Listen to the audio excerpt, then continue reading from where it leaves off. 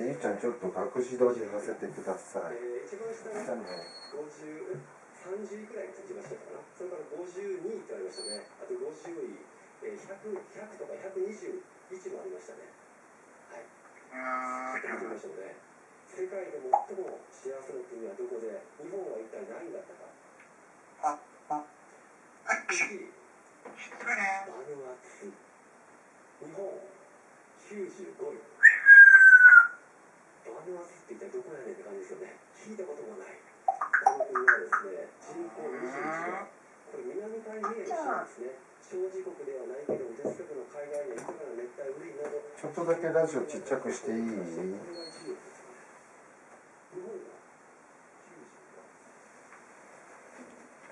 何分ぐらい撮れたんだろう。